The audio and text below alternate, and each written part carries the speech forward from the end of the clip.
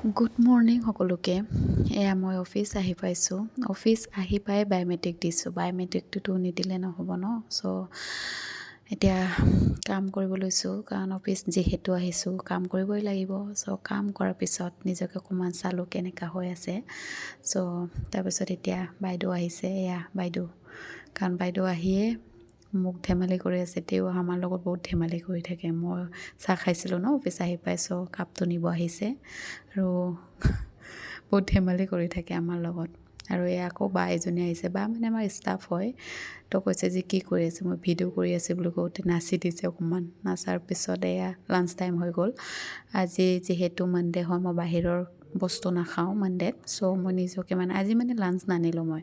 চ' নানাৰ কাৰণে মই নিজে মানে মেগী বনাই খাইছোঁ। মেগী অফিচতে বনাব পাৰে।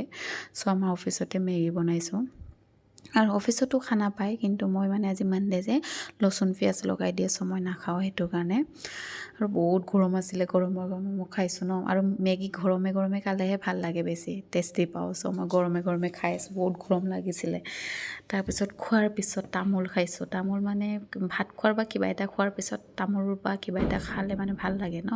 আৰু বাইদেউ আহিছে, বাইদেউ দেখিছে এয়া ময়ো খাইছোঁ বোলে। তাৰপিছত আমি দুটাই